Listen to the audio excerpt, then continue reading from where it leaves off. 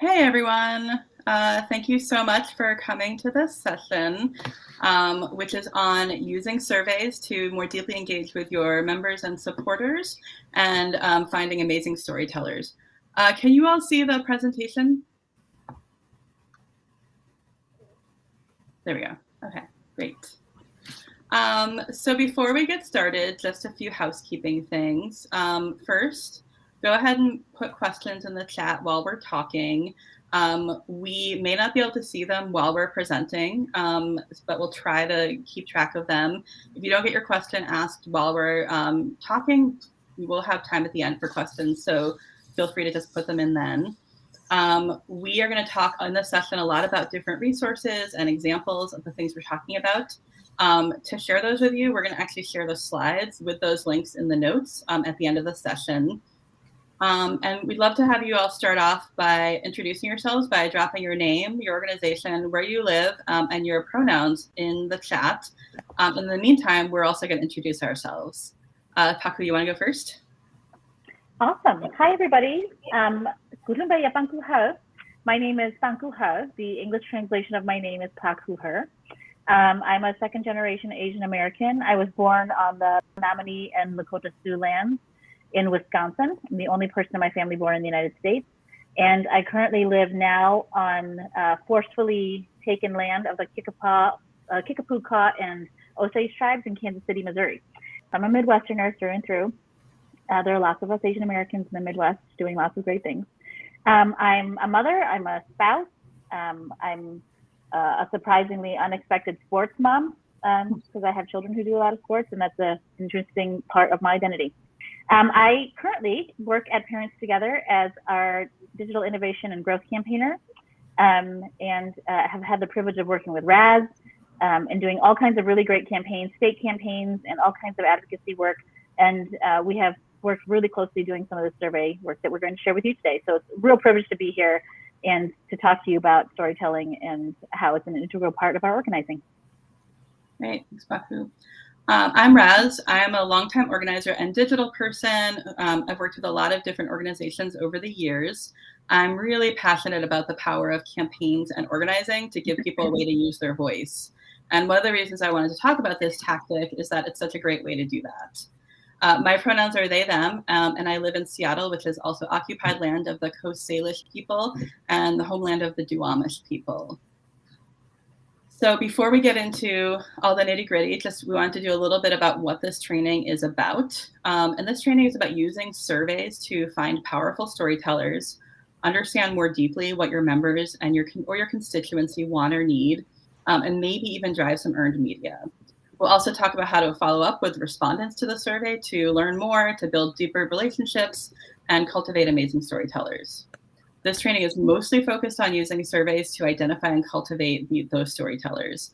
If you want to learn more about using surveys for the other purposes that we mentioned here, or to dig deeper on storytelling, feel free to reach out to me, and I'll have my contact information at the end. Before we get into all the hows and whys of using surveys, we want to talk a little bit about how we came to develop this practice. So Paku and I had, as Paku said, we work with an organization called Parents Together. It's a national organization that is dedicated to supporting parents and building the progressive political power of parents as a group. The two of us have been working together for about a year. We've been identifying spokespeople in different states who could talk about how they were affected by issues like paid family leave and Medicaid expansion. We've done pretty well on a very retail level, usually identifying about 3 to 5 spokespeople in each campaign. But then in March 2020, we all know what happened then. And suddenly the entire country was plunged into the COVID crisis. We were seeing a lot of media talking about the economic crisis as something that was coming, but we were wondering, is this something that's already happening for our members? So some of the other amazing Parents Together campaigners sent a survey to our members, and we found out that yes, the economic crisis for families was very much already happening. So long story short, we wound up getting some surprisingly high-level media coverage for this survey, and that's because we were able to tell a part of this important story that wasn't already being told at the time. We also learned some important information about how COVID was impacting our members, and that helped us shape our advocacy work around COVID relief. And we also realized that this is a tool that we could use going forward to help drive and really amp up our advocacy efforts. So we also want to do a little context setting about why we think that this tool is so important and why it's been so helpful for us. So I think most of us who work as organizers, fundraisers, communications people, we know that storytelling is key to winning campaigns. Stories drive narratives, and they can be more effective than facts and figures when it comes to changing minds and driving urgency to act. But anyone who's ever tried to do this work knows that finding and cultivating those stories among your people can be really, really challenging. Organizations like Parents Together that don't have huge organizing teams can really struggle finding those people. And then I think even in organizations that do have a lot of organizing capacity, there can be a tendency to go back to the same people over and over again. Your really active volunteers, your major donors, the people that come to all of your events. But the people that have the really good stories, they might not have the resources or the time to do all that work of coming to us all the time. They might not even know what a powerful story that they have. And Paku will talk about that a little bit more. So it really becomes necessary to go out and really find those people. And then we're also going to talk a little bit about how to use surveys to learn more about your membership. And again, membership organizations can often struggle to really understand who their members are, what they're going through, what they want from us, what they need from us. And so, surveys can be a really good way to, again, not just go back to the same people that you always hear from, but the people that have thoughts and opinions about your organization or the struggles that they're facing, but wouldn't necessarily reach out to tell you about that. Awesome. So I want to take a moment here. Thank you, Raz, for sharing that bit of context and sort of the lay of the land and how we think about surveys Parents Together. I want to spend a little time talking about why surveys as a tool work. But it's important for you all to hear me and Raz coming to you saying that we use surveys really as an organizing tool. Now, I've been an organizer for a long time, and that's not always how I thought about surveys. Surveys were interesting data gathering tools. They were a way to get information to figure out what our persuasion messaging might be. But part of what we discovered is that when we use this tool of surveys as a method of organizing people, particularly people who may not have ever thought of themselves as organizers and certainly never thought their stories were going to matter, it's become a really powerful and fruitful way for us to not only win on campaigns, but build really strong relationships with our members. And so when we think technically about why surveys work, oftentimes they work because people love to talk about themselves. I have grown up most of my life thinking most people didn't really care about my experience or wanted to know about my experience. And the minute you stop and ask somebody about their experience and give them a chance to authentically share, it's actually quite meaningful. People are just dying to talk about what they know, what they've lived, what their world is like relative to whatever issue you're working on. The other thing too here is that by telling their own stories, these folks begin to see themselves connected to something much bigger. That their story doesn't matter just because as a human being, their story matters. It also matters because their story can help shift policy, it can make change happen in their community, and it gives folks a real sense of personal buy-in and the opportunity to be connected to your campaign.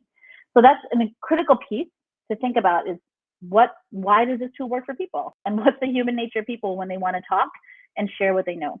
I would also add too, from an organizing perspective, that giving people the chance to talk and helping them see that their story is connected to change is often the best way to live the best tenets of popular education. Is that really most people know what's wrong, what's happening, and what they would like to have changed. So this is a way to put a container around it and using a survey to begin to gather those kinds of stories. The other reason why surveys work is because you can put a petition out, and usually, I shouldn't say usually, but often the same highly engaged people are the ones who respond to that kind of content that you put out. When you put out a survey and invite other voices in who may not, in fact, be as highly engaged with your digital actions or other kinds of campaign approaches, you actually have the opportunity to reach a much wider variety of people, and not only the people who are your usual suspects. This is one of the things we found. And in fact, it's become sort of an interesting and very informative customer discovery process for us in our surveys, that when we were able to draw from a much larger pool than petitions years, because we're coming in on surveys, we learned much more about the demographics of our membership, and that challenged what we assumed was the demographics of our membership. And lots of that came through surveys and personal storytelling, which is really fantastic. And then surveys work too, because you can make them much more dynamic than most people think. So we're not talking about one question on a landing page, one at a time. There are lots of tools, and Raz will help us think about some of the tools that we can use later that can create multiple pathways that can look for a particular kind of storyteller and then direct them in a particular way. So we may have lots of options for, a very long survey, but not everybody's going to get all of that information. So again, Raz will talk to us about what are the kinds of tools we can use to create those different pathways in a survey. But there are ways to imagine dynamism in surveys, especially when we think about the kind of dynamic stories we want to draw out. The questions that we ask can also be equally dynamic. So we've been saying survey without really saying, okay, what do we really mean? So we wanted to just take a pause and say, okay, at Parents Together, let's be really clear about when you all came to this conversation with us, what we mean when we talk about surveys. That for us, we're talking about online surveys. We run digital campaigns and do digital advocacy. Many times our online surveys have a phone follow-up component. So again, we'll talk about that in a minute about when the phone calls matter. And then surveys are a series of questions. And really that's it. It's not super complicated. But we figured it was important to say that very explicitly. So not super complicated. It's not something to overthink. And the more we imagine it as this online tool of questions that we can use to organize, it actually isn't a super, super complicated thing to do. Okay, now Raz and I would like to take a second to talk about a couple of examples of how we've used this and how surveys have been successful by giving you a couple of different things that we've done with surveys. I'm going to share first, this is actually two related surveys that we did. You'll see here on the deck that there's screen caps from two press releases that we put out. The one on the left talks about parents receiving the child tax credit and how it's made a huge difference for their families. And then the one on the right talks about what political stakes parents have because of the success of this. So if you haven't heard, this is this example about our child check, which is what we refer to as the expanded child tax credit. This is a major campaign, like our big campaign that we are eyeballs deep in right now at Parents Together, where parents of children 0 to 6 have been getting checks for $300 a month. They started in July, and for parents 6 to 17, they've been getting checks of $250 a month.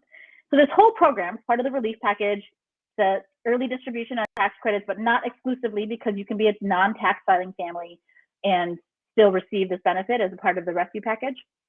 Part of what we realized back in the summer, which is the survey from the left, this was following on the heels of what Raz described earlier in the context setting, was that there needed to be more families who had to know about the checks. Most people had no idea that these checks were coming. So part of what we wanted to do was to tell a story about not only the success of these checks that were coming, or at this point, this was in August, so that we'd already received 1 month of these checks, and express the need and show that there was a need actually for this. Because again, most people had no idea what was happening.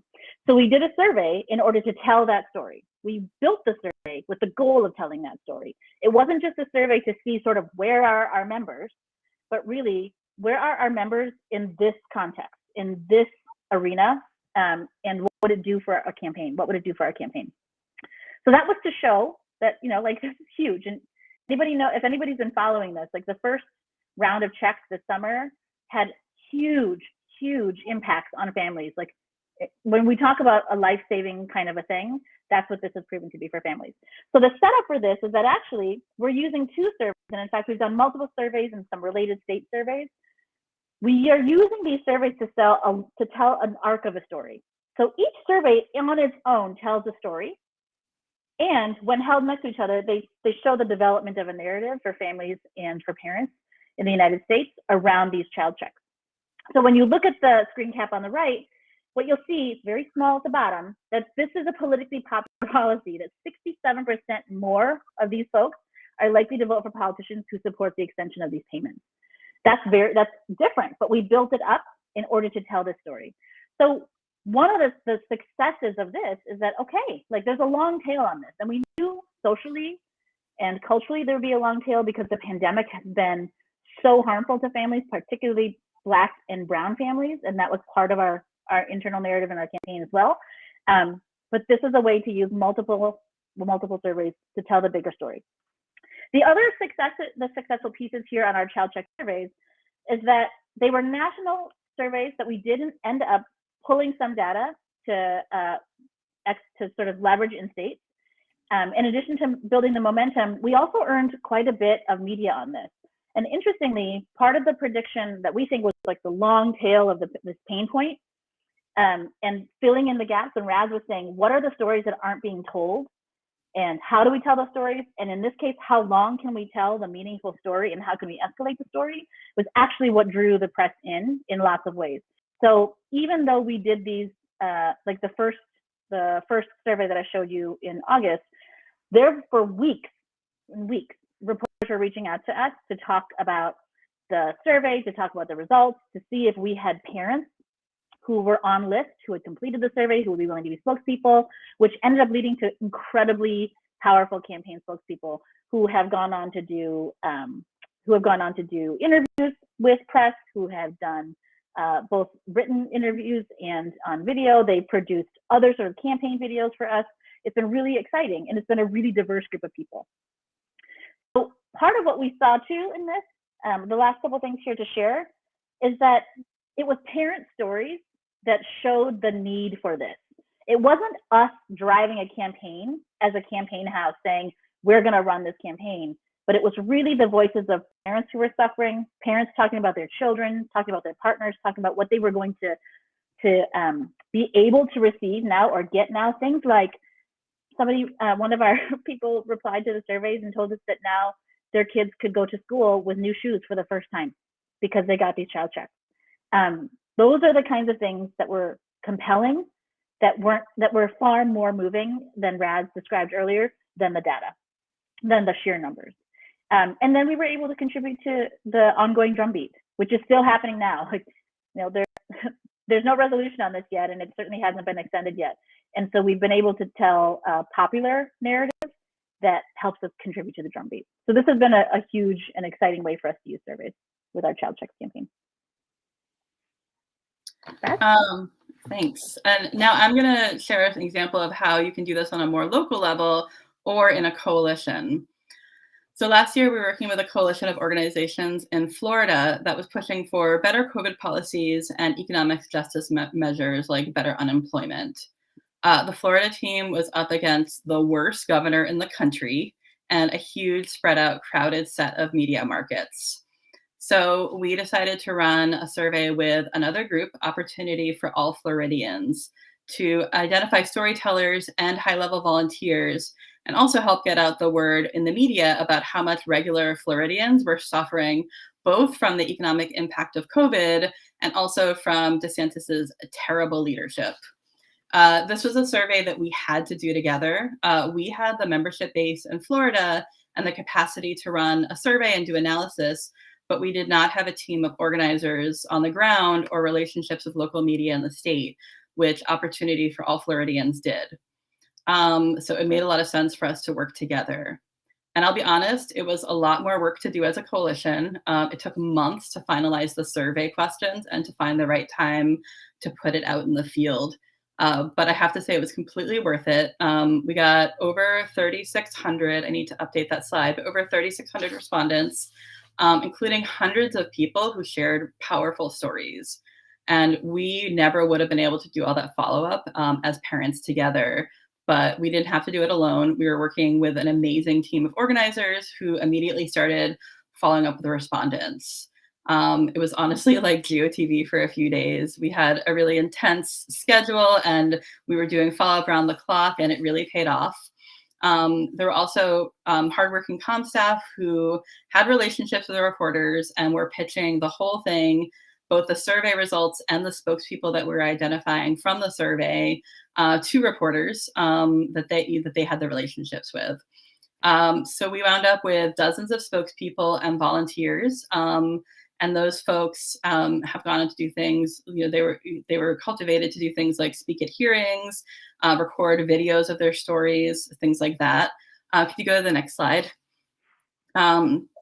We also got a ton of media coverage. I was actually really surprised by how much media coverage we got. It was covered in, 8 or 9 different newspapers around the state, and there were a lot of local new TV news clips, which is especially great because we were really focusing this on making sure that state reps and state legislators would see it, and we know that those kinds of elected officials do watch local news. So, again, it was a lot of work to do it with a coalition, but it was definitely worth it. And so I would encourage you to think about this as not something that you can just do, or you can do it by yourself, but also think about if there are opportunities to build partnerships with other organizations through this work.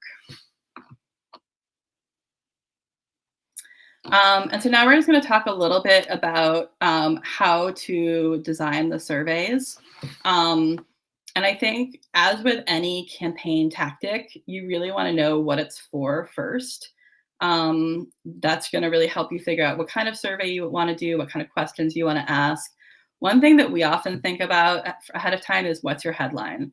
So if you were to find, some really amazing storytellers, or do a survey that resulted in some really unexpected data or information that wasn't out there in the media, and you did get an article, what would be the headline? What would the article be about? What would be the lead? What would be the story that a storyteller is telling? You're not always going to get that, but I think it's useful to as an exercise to think about that ahead of time.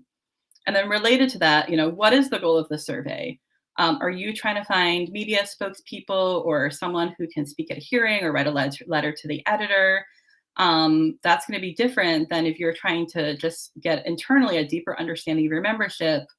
And it's also might be a little bit different if you're trying to build a survey that will get, an article, a front page article in your local, the local newspaper.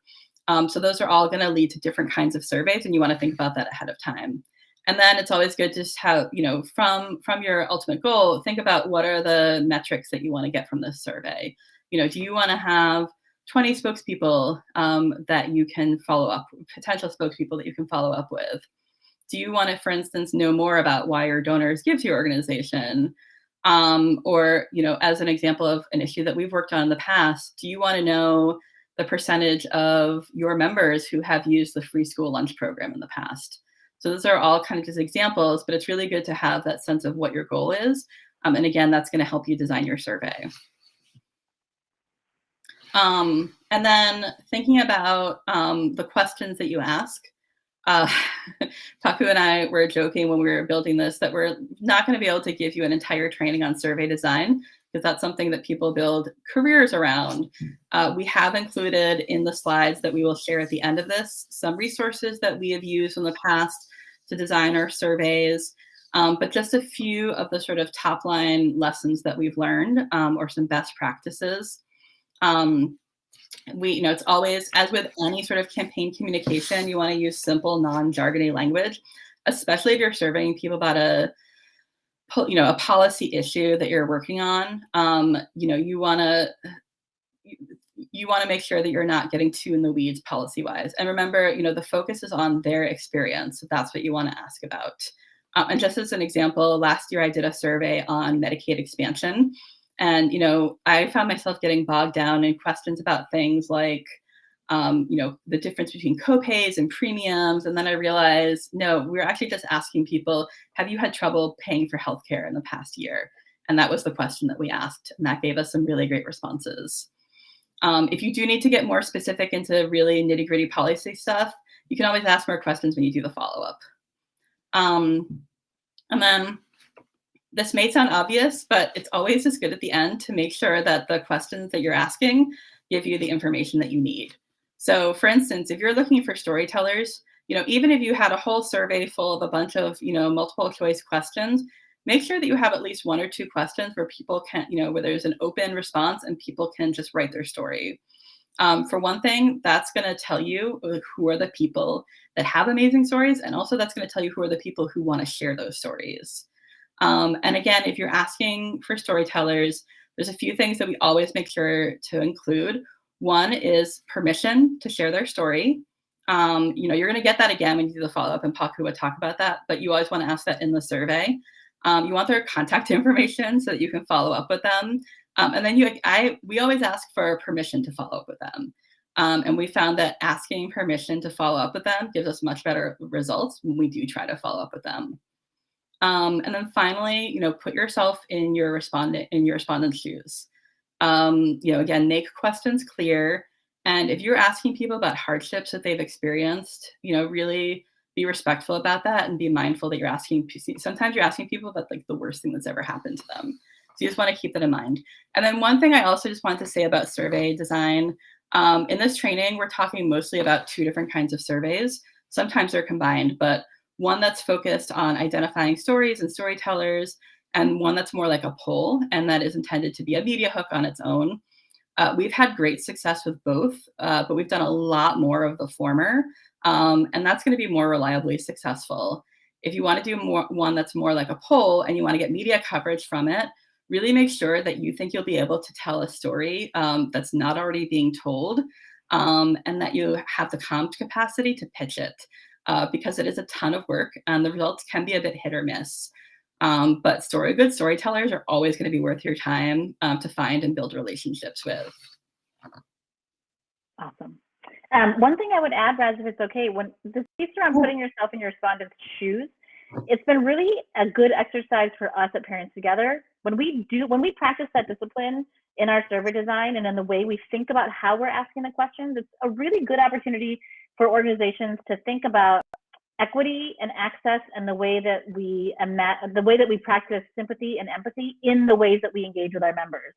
Because Raz said something that I really don't want folks to miss, which is like we may be asking somebody to talk to us about the hardest thing that they've ever experienced in their life, which may be around their experience around income and work. It may be around their experience around ability and health. It may be around race or ethnicity. There are all kinds of things wrapped up in the questions that we ask. And so when we consider for a moment as an organization that's putting together a survey that has a campaign that wants to tell a story and that genuinely, from a place of good intention, wants to tell other people's stories in order to move a campaign, this is a piece that I would really encourage folks to think about. That this is, in fact, the ability to exercise empathy with our members and sympathy with our members, or with the people that you're asking to fill out your surveys, is in fact an equity. It's an equity practice. So I just wanted to put that there too. Okay, so we want to make a little bit of a shift here and give you all just a pause and ask you to do a little bit of an exercise. So I'm going to be very transparent with you. I'm presenting this deck and I can't see anybody. You think you can see me, but I can't see anybody, which means I also can't see our chat. So this is going to involve a little bit of like, we want to give you a chance to do some thinking and some reflection about what's happening where you are in your campaign, your organization, and then we're going to do some sharing. But Raz is going to be helping to lead the gathering of your sharing in a few moments. The first step of this exercise is we want you to just pause here and think about a survey that you may want to or might need to right now be conducting in your org or in a campaign. So we want you to pause and think about the things that Raz and I have shared already and apply them to yourself. Ask yourself, okay, there's a survey we need to do. What's the goal? Like, what are we trying to achieve? What are you trying to get from this particular survey? What information are you trying to get? What experiences are you trying to gather? What are you trying to learn about your members or the people, your constituents? All of that is part of that question. So what's the goal? What do you want to get? What are 2 to 3 questions you could ask? 2 or 3 questions you could ask. Maybe you'll be really excited at putting down your 2 or 3 questions to imagine the branches that we mentioned briefly about. Maybe there's something dynamic to your questions and you're looking, question 1 will actually lead to 2 question 2s and multiple question 3s. Maybe that's exciting to you. That might be reality in what you're imagining. And then we'd ask you to think, what's the leadership prompt? What are you asking for from folks? What are you engaging them to do next? Is it an invitation to be a spokesperson? Is it an invitation for an LTE? Is it that you're looking for folks to come and be on, I don't know, like you could do a survey to see if people want to be engaged in the survey in some kind of advisory way. There could be any number of things that you are looking for. So take 5 minutes, get a piece of paper, a pen, open up a new doc on your computer or pull out your tablet, whatever you need, and answer these questions. What's the goal? What are you trying to get? What are a few questions? And what are you asking for from your respondents? So I'm going to start a timer here in 5 minutes. 5 minutes to do this. And then we'll do a little sharing.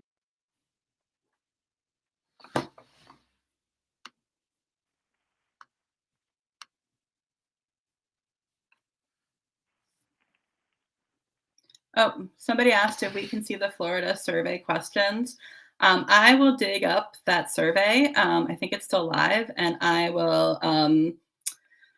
I'll put those in the notes on that page.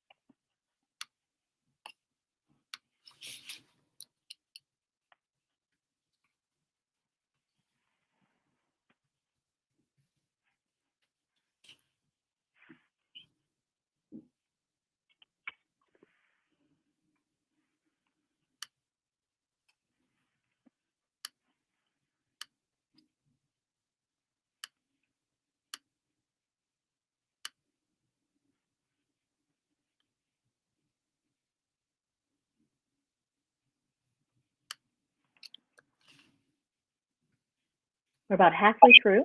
About 2.5 minutes left.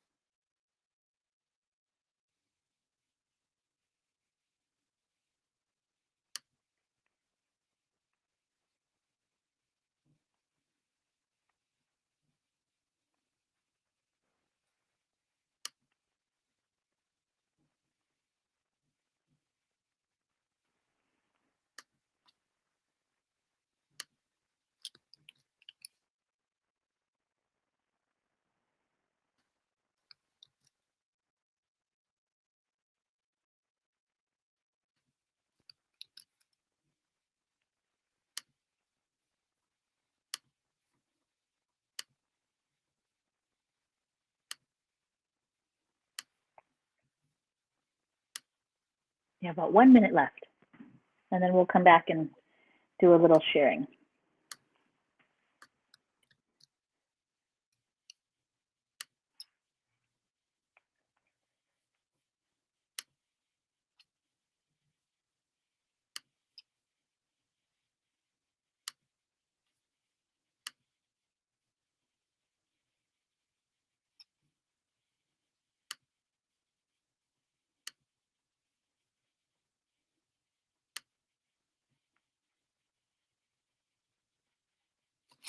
All right, we've got about 30 seconds. I'd like to invite you to start wrapping up just this section, please.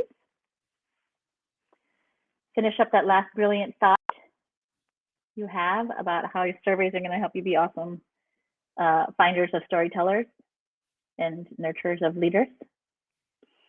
Okay, so here's what we'd like to do now. And Raz is going to help us because Raz can see the chat.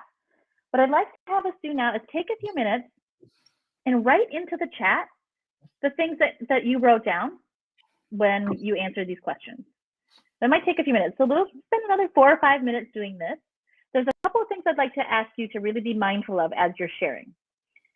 I'd like to have you not only in your sharing, look for other people who have said similar things or that sort of piqued your interest.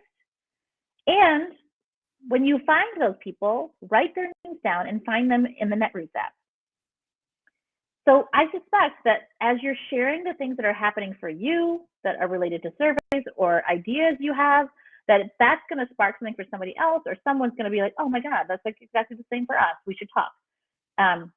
Make a note of that and make a note of who said that.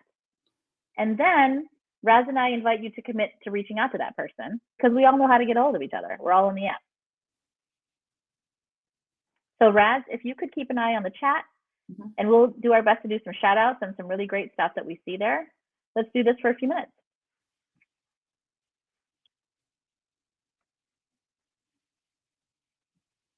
I see Kimberly Adams asking, if we could use a survey to gently persuade.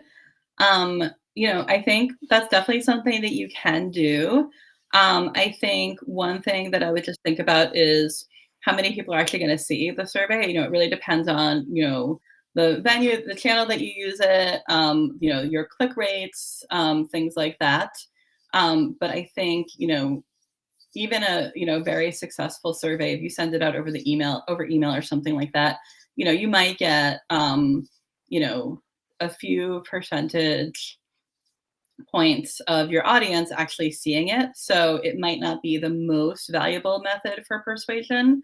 And I think also if the survey is designed towards persuasion, those are probably not going to give you results that you want to release, because then you can kind of open yourself up to accusations of like push polling. We'll talk a little bit more about how to present your results later, but I think it's definitely something you could. I don't know if it's necessarily the best use for it.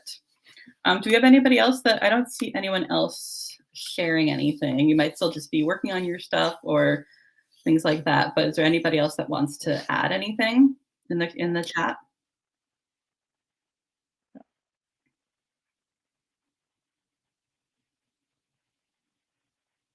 I want to invite folks too. Any other relevant questions at this point too? Mm-hmm. Or if you didn't do it because you had something kind of tripped you up, maybe what tripped you up?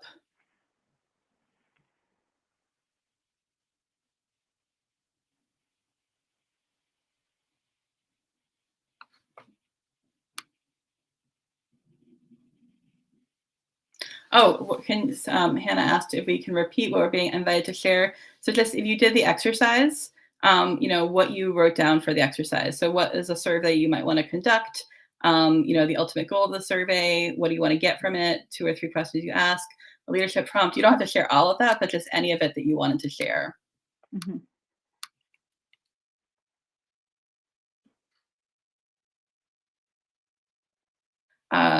We find that surveys get really low response rate. Any way to improve that? I think that's an interesting question. I think maybe we'll leave that one till the end because I want to dig into that. Yeah, that's a good question. We've got from Vivian, demonstrate impact of racial profiling on Asian American communities, trying to get stories of impacted community members. Yeah, that's absolutely perfect. That's a really good use of surveys. Yeah. And, in a situation like that, depending upon, when you're trying to get those kinds of narratives from ethnic communities, surveys are a really great way to figure out, like, what is the equitable, accessible way to do that? Are you going to do multilingual surveys? Are you going to do surveys that ask questions in culturally appropriate ways? Like, that to me is like a really exciting equity opportunity in a situation like that. Cool. And we've got 2 great examples here. So Travis has a great example of a survey for active volunteers, why they volunteer, what their demographics are, what their experience has been like, and what are they interested in doing to step up their leadership. That's a great way that you could use a survey. And I bet you'll get really great results too, because you're surveying your volunteers, so you know that those are people who are already vested in the organization. Mm-hmm. Identifying barriers to contraceptive coverage and care for Latinos and Latinx people. And the goal is to pinpoint which policy changes will increase access and quality. I don't think that, then the question is that too leading of a frame. I don't think that's too leading of a frame at all. No, I mean, you want to think about how you'd frame the questions, but I think that that's exactly what we're talking about in terms of really knowing what are the things that you want to get out of the survey. Yeah, and that kind of a design makes me think a little bit about our early child checks campaigns and surveys, which is when we knew that there was a policy that some folks didn't know about, but the narratives they told us would set the stage for the policy. You know what I mean? So like when I think about that as the goal, or thinking about a policy or legislative driver as the container for a story, that their storytellers may not even know about that yet, and there's a connection that you can make.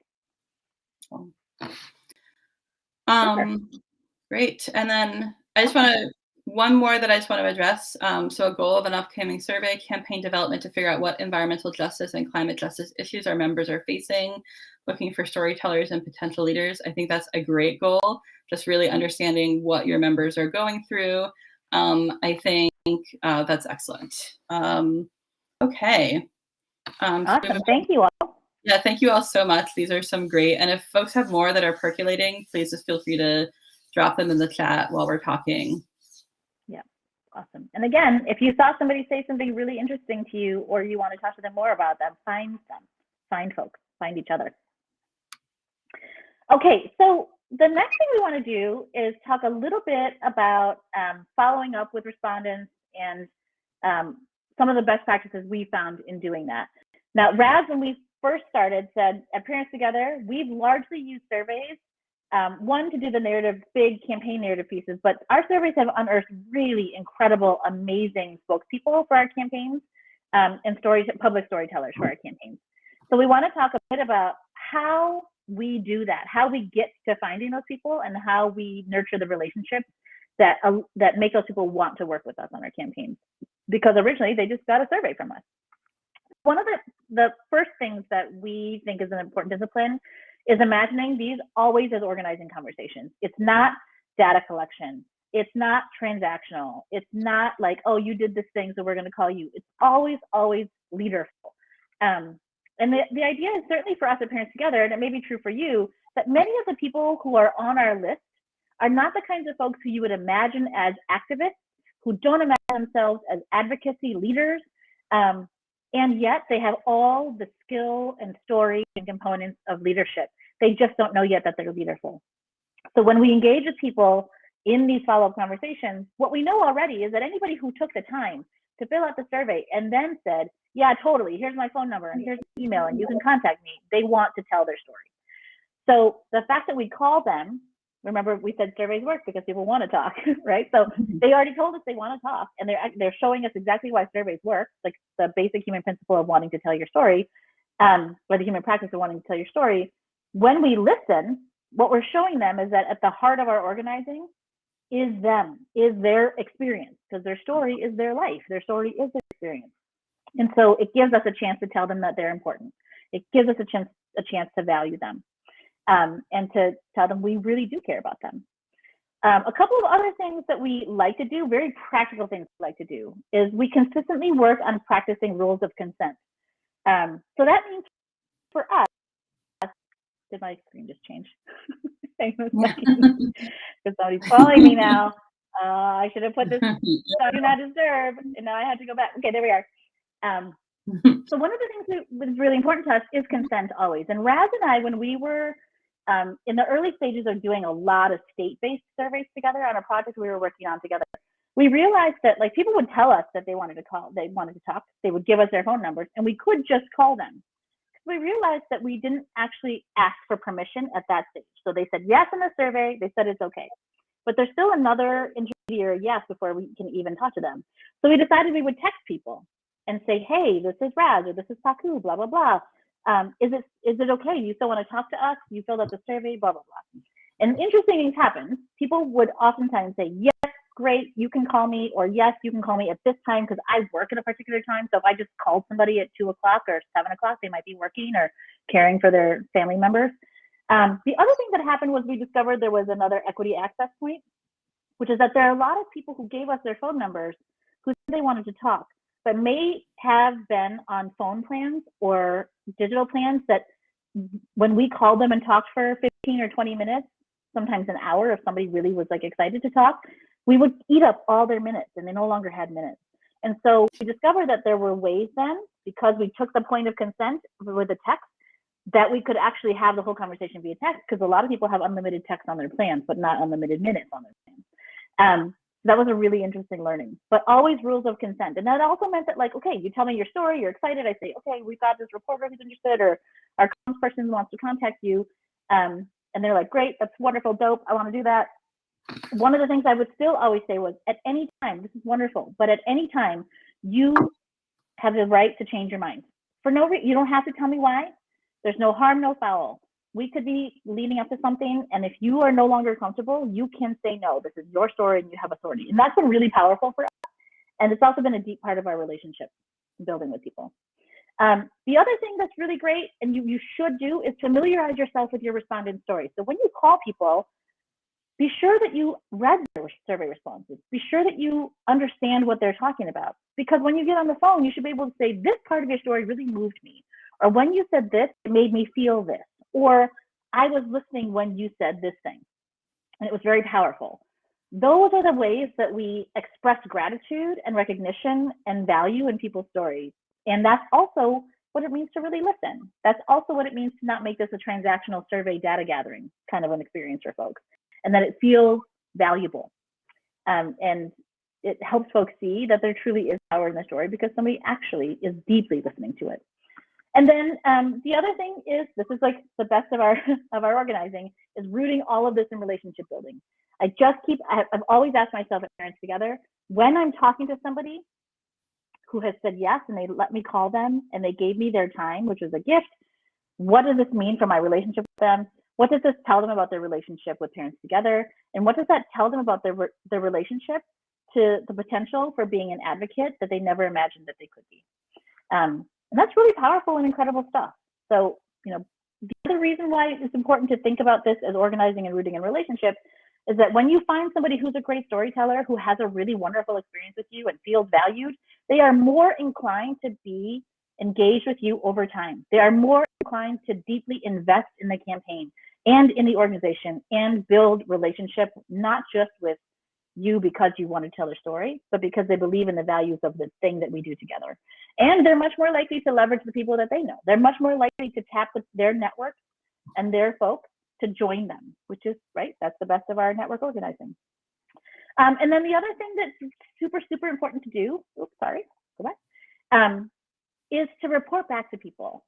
So when we talk to somebody and we say, okay, great, like your story is so amazing, and we're going to connect you with this person, or you're going to write an LTE, or we're going to share this with a collection of stories, and it gets published, or it gets picked up, or something happens, it's so important for us to gather those stories, if it's earned media, if it's video, whatever it is, and send them to folks. Most folks, lo and behold, shocking as it may be, don't comb their feeds every day the way I do for new hits and new stories on a particular topic. So they may very well miss a story in which they are featured. So it's our job to be able to look for those, find them, and give them back to folks and say, look, this is what your story did, or this is where your story went. The other thing that you can do too in reporting back is to share leader stories or storytellers, to share their stories with other people in your community, with other constituents, with other members. If it's through a social media post and lifting up an article that a member was featured in, if it's in a membership list update, whatever it is, what we want to say is, look, somebody in our community took the time and was vulnerable enough to share their story, and it was so powerful. We should know and lift up this person. Because not only does that honor that person, it also inspires other people to do the same thing. It inspires other people to see that their stories matter and they could also have an impact. And that's just good practice for institutional life, like to build a repository and a cache of the stories of the people who have committed themselves to us and to our organizations and to our campaigns, that we have an historical record of the work that we're doing that gathers all that stuff together too. So those are some things that are important to us around following up. And sometimes this is what Raz and I experienced, sometimes gets a little messy and isn't always done well, because if you're driving for the earned media, once you get the story, then what? Once somebody picks up your pitch, then what? What about the person who said you could use their story for your pitch? So this is a way to take care of them and to take care of their story. Awesome. Great. And we're getting close to the end of our time, and I want to make sure that we still have a little bit of time for questions at the end. So I'm gonna go quickly through these last couple of slides, but you do want to make sure that you're thinking about how you're actually packaging these results. If you are sharing them publicly, or even if you're just sharing them with an internal audience in your organization. So again, as with any comms thing, you always want to think about who your audience is. Is it the media? Is it decision makers? Is it your members? Is it staff? And really craft the way that you share it according to that audience. If you are pitching it to the media, think about what the hook is. Again, as we always say, what's in your data, or what are the stories that you're seeing that are missing in the media or that have gotten kind of lost in the shuffle? Where does that data live? How do you present it? We will often, if we do a full-fledged survey like some of the ones we talked about, with following up with storytellers, we'll often do a blog post and also maybe a press release where we package the data from the survey with the spokespeople, but we always want to make sure that we protect the spokespeople's privacy. I'll usually ask them when I'm doing that follow-up, is it okay if we share a paragraph from your experience with your first name, and make sure that that's okay. And then if a reporter wants to talk to one of them, then you can kind of give them their contact information. One thing that we've had a lot of success with when it comes to media is if we are working on a big survey that we think is going to have some really interesting results, we might pitch it as an exclusive to a reporter that we have a relationship with. That way you have a guaranteed press hit, and then once you have one press hit, there'll be other reporters that want to cover it once the exclusive is over. And then finally, I talked about this a little bit before, but you want to be really honest about your survey results. If you are surveying your members, it's probably not a random sample of the public, and you don't want to make it seem like it is. Or you want to be honest about who you are as an organization. We have found that, even when we're very honest about who the survey respondents are and how we got them, people still want to, tell these stories or report on this data because, it does tell a really interesting story.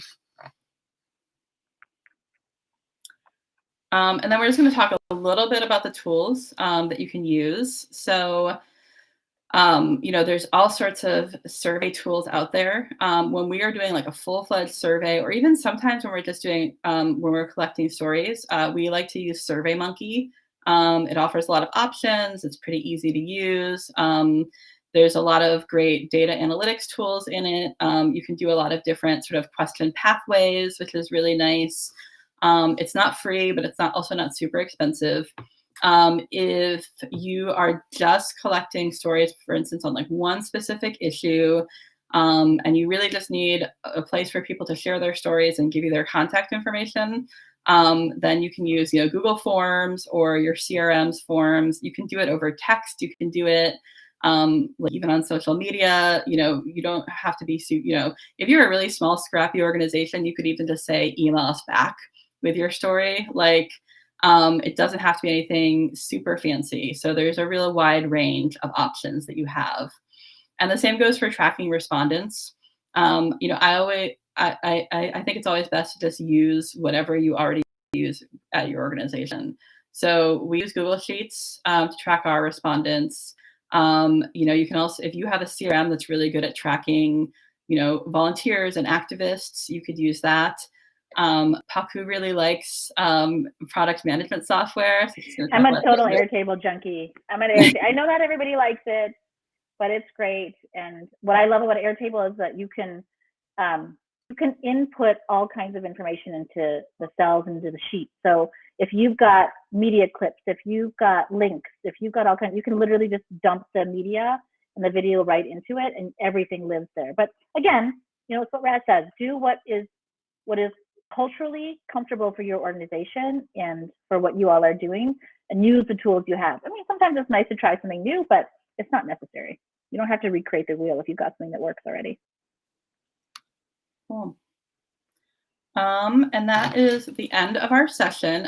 We'll have a few minutes for questions right now, but just wanted to say, if you have questions that we don't get to, since we only have a couple minutes, or if you are really interested in this and want to talk more about it, you can reach out to us. I am a consultant, but I will talk to anybody about this, for free, for half an hour, 45 minutes, because I just am so excited about this. So feel free to reach out to me, or you can reach out to Parents Together as an organization. We're a pretty small team, so if you contact any of those ways, you can get to Paku or me or somebody else on the team who has worked a lot with surveys and storytelling. We're always happy to work with other organizations. And I said that I was going to share the slides, but I don't know if I actually have a way to share things in the main chat. So while I try to figure that out, if folks have questions, why don't you pop those into the chat right now? And I'm going to stop sharing so I can see what these questions are, as Raz is trying to figure this piece out. Maybe our host can help us with that. Awesome. Do you folks have questions? So there are, any tips on anonymous story collection? Oh, that's a great, and I think that's where using something like, SurveyMonkey or Google Forms is really, you want to turn off the tracking with Google Forms, but I think, I think that's where those come in handy. I think with anonymous storytelling or story sharing, you want to be really clear with folks when you're asking for the story that you might share it anonymously. Put that in bold text or just say it like 5 times, because you don't want somebody to get a nasty surprise to see their story and be surprised by that. Totally. And anonymous data may be something you want to talk about. If you are running a comms effort on this, or when you do the release, you'll have to consider how much of the data people will want to submit anonymously. So like when we've done that, we've needed a couple of times when we've been doing this kind of press stuff on surveys, we have had a couple of people who would say, I will share, but it needs to be anonymous. If you have too many anonymous folks, people will start to question your data. So that's just something to consider as well. Yeah, and I realized we had another question earlier, which is, somebody was saying that they get low response rates on surveys. And I think, without being able to dig into what you've done before, I think one thing is just to be realistic about, how many responses you're going to get. This is a pretty high level action that people are taking. So, you want to get enough, if you're trying, for instance, trying to learn something about your membership, you want to get enough responses so that it's statistically significant. But, we consider it pretty successful when we get maybe 1,000 responses on a survey like that. And that's with a pretty large membership base. And then if you're looking for stories, sometimes we will only get, 40 or 50 responses, again, out of a pretty large membership base. But from that, you can get 2 or 3 really powerful stories. So I'd say, be realistic about how much you expect to get, but understand that the people who are responding are some pretty highly motivated people. And then the other thing too is I would just think about how you're framing the request. We've actually found that when we're collecting stories, it actually works a lot better if we talk about it in a really campaigny way up front. So we really talk about the issue and talk about why these stories are so important. We find that works a lot better. We find that when we're asking people about just, when we're doing a survey that's more like multiple questions, this is something I've noticed is that we get better responses when we just say, hey, we want to hear your thoughts about this. So really, I'd say just try different things and see what works. Also try different channels. If you have a lot of different channels you work in, try different ones and see which works best. And just, like with anything, just keep plugging at it. I know we're wrapping. I saw Hannah ask one question that was up again about whether or not our surveys are all digital. The ones that Raz and I are talking about are all digital, but this is related to another, I think, somebody asked a question about like, do we use these in bots, or have we ever thought about using bots for this? Which is, yes, we've also done that, but that tends to fall more in our category of customer discovery, where we also get really compelling stories, but that feels more like phone banking, or like, because we'll pull those people from our list for whom we have phone numbers. We'll exercise the same kind of practice. Like, we'll send them a message, ask them if they're interested. Used to be when Messenger was much more accessible for us and didn't totally implode and make it impossible for us to do work on organizing on Messenger. So what we're talking about here, this container for this session is online surveys, but it doesn't mean we haven't hacked customer discovery practices, used Facebook Messenger as a way to reach people and then have them give us their phone numbers and then consent to talking to us to share their stories that way. We don't produce at the volume that we do when we do surveys like this, but it is an interesting hybrid way of using that. So that's to sort of try to answer Hannah's question, and Joshua asked a question about like recruitment funnel or using chatbots. Cool. So it looks like we're not going to get an answer to a question of how to share the slides. So what I will do again, and Paco, would you mind sharing the presentation, like that last slide of the presentation? Because I'm going to put it on my website, and I will also tweet it this afternoon so that you can see it there. And it's Raz Pollex, so it's RazPollex.com, and then that's also my Twitter. Is Raz is RazPollex, and I will also. Yeah, and I can't encourage folks enough. Like, if you want coaching or you want guidance on putting the stuff together, to absolutely call Raz, talk to Raz about the design and the practice of putting these pieces together. If you want to know more about how we use them at Parents Together, I'm happy to chat with you about that. But if you want really great coaching, Raz is the person to go to. Thanks. Awesome. Well, thank you all so much. This was a really great, super engaged group, so I really appreciate that. And we just love talking about storytelling, so we're really excited to get to do that for an hour. Yeah. And if you have more questions, find us in the app. Come find us. You can contact us there too. Bye all. Bye.